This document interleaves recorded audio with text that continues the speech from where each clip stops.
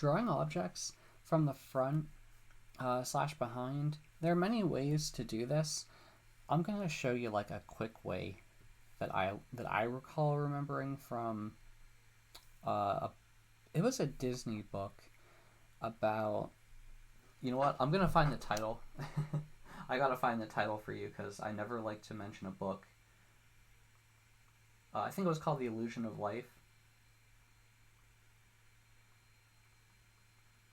I have no, it wasn't The Illusion of Life. It was another one that was like green. Oh, that is so frustrating that I can't remember it. Um, it was by some Disney animator, but like the point is, I wasn't trying to learn animation. I was trying to learn um, how basically it was a book talking about certain animation principles you could use in your drawings to accomplish certain things, and one of them was object order.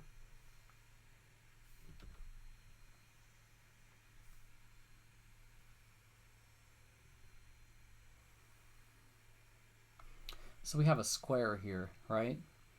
And let's say behind the square there is a triangle, right?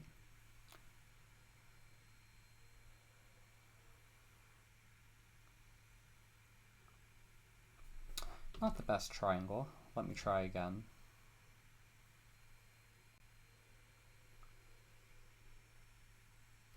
So it's a bit hard to tell what's behind what. There are many ways that you can like try to differentiate that, and sometimes you could use extra line weight, so you can kind of show that the box, like, you know, if you do that, you can kind of tell that one section is highlighted a bit more strongly than the other. But in the book, it pretty much talked about this, right?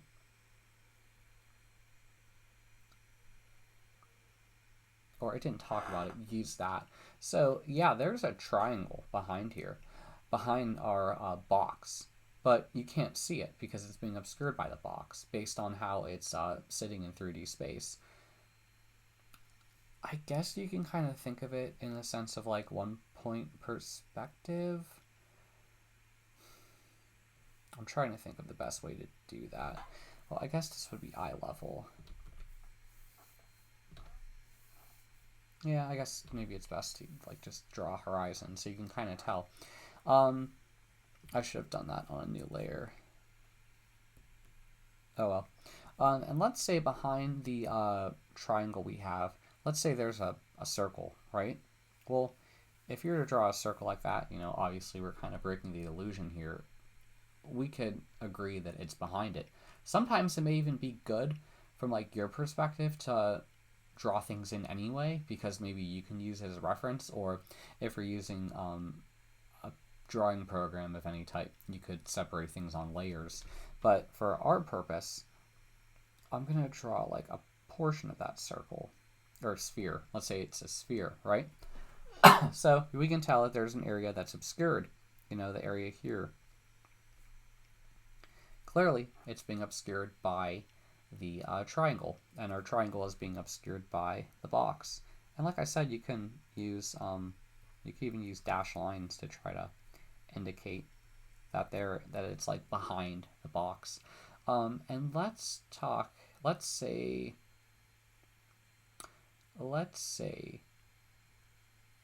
there is a cone, right? Oh, another thing I wanted to mention. So as objects recede in 3D space, they become smaller with distance.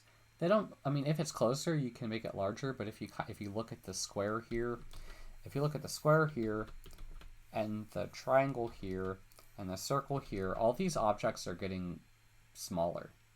So if in the distance I was going to draw it larger, it very well could mean that one is either closer, or two, it's a really big object compared to the other objects.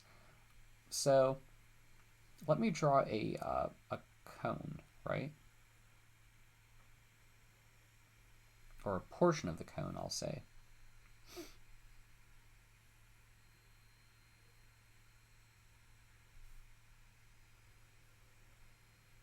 Right?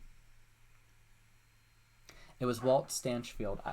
I remembered it. See, I told you that I was going to remember it.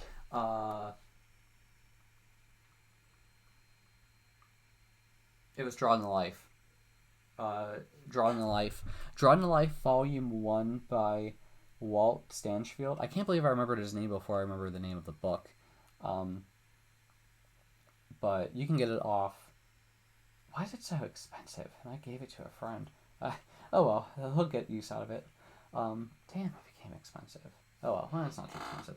But but the book gave some good tips about how Disney animators would use certain things. The reason why I got the book originally is because I was having an extremely hard time using gesture drawing or trying to learn it, and I read somewhere on the internet a comment about how it can help you, and in short, I didn't need it. It was pretty much saying that it's something you won't understand until you've done a ton of drawing, and I'm like, well, that's not helpful. But hey, that's all of drawing. You're just gonna have to do it until you eventually until you know it. But you will know it eventually. But yeah, just know it was Walt Stanchfield, Drawn to Life, and I just got the first volume. I didn't get the second volume because at the time I was just interested in drawing people. Okay, so back to our objects in space, right? So you can tell here that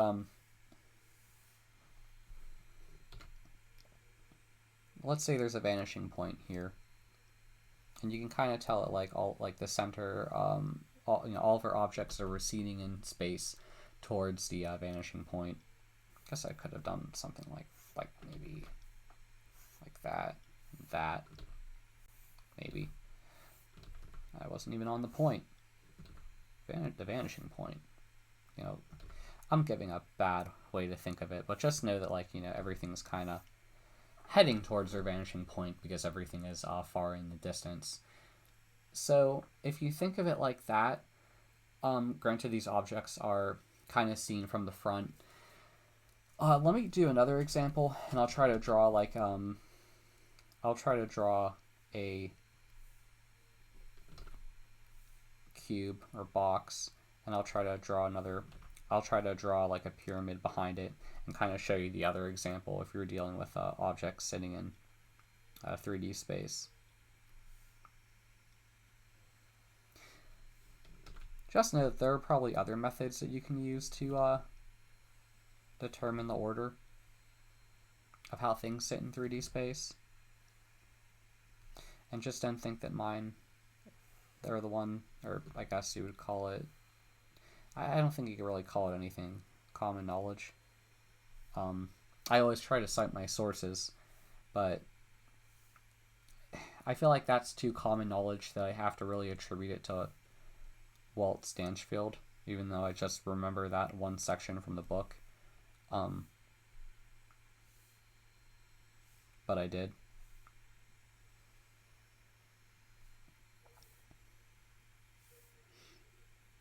And I remembered his name beforehand, which is weird. I don't know why. I think what got that to stick in my brain is the fact that he writes his name like Walt Disney. If you look at the way Walt Stanchfield writes his wait, maybe he is Walt Disney. Wait, what am I thinking? I'm sorry. A true Disney fan is going to tear me a new one. I don't know. I never read the history of Disney. I've never been a Disney fan so much. But they did invent a lot of cool methods for showing animation and simulating life. So props to them for doing that. I mean, granted, they did that full time for a living, and they probably had a lot of fun with that.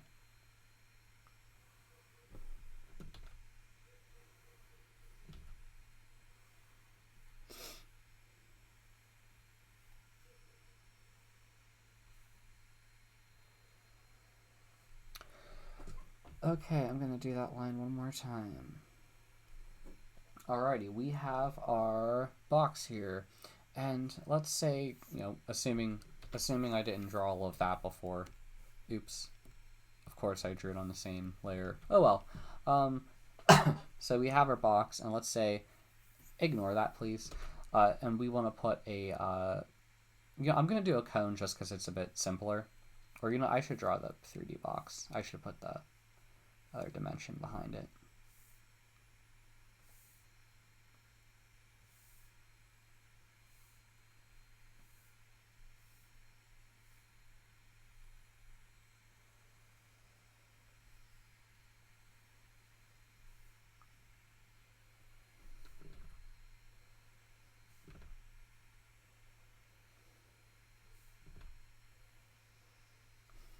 Okay, now I'm going to draw a, I'm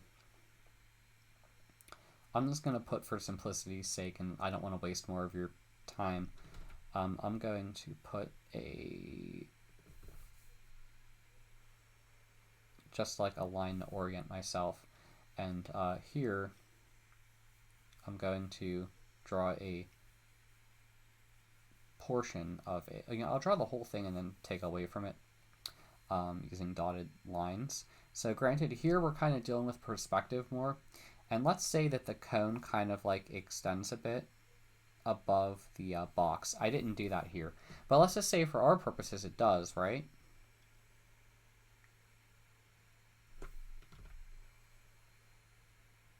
So the cone is a 3D thing. I'm going to take away the layer to show like the parts that you really can't see, or like kind of making it a bit dashed. So like this area here, you really can't see it because our box is obscuring it, right? But like because the cone in the back is a bit taller than our box, you could see the area here. So if you think of it like that, there are many different ways that you can use to represent showing if one thing is in front of something or if one thing is behind something. I mean, or you could just draw the full thing without dashed lines and just know in your head that this thing is behind this other thing. Or you can use line weight, or you can not draw the thing at all. Like I use dash lines, but before I was going on just not drawing that section at all. But I feel like more often than not, fully drawing the thing you want to draw in 3D space is beneficial, and perhaps using dash lines could be a good way to separate it out. Or if you have a paint program and you could separate things on layers, just draw certain special things on different layers so you don't have to worry about this whole thing in the first place, But do remember to save if you have a paint program that you draw on a drawing tablet. Do remember to save often, and do know that you may want to make a copy of whatever file you're working in so you don't lose it, because usually when you export an image, like there's no way all of those layers are going to be saved unless you have a file that's that will work with your drawing program. Makes sense. I hope that hits the concept or hits the nail on the head. If you have any questions, please ask in the comments. If you like what I do, please like the video, and if you like my channel content, please subscribe. But yeah, thank you for listening. I appreciate it. Bye.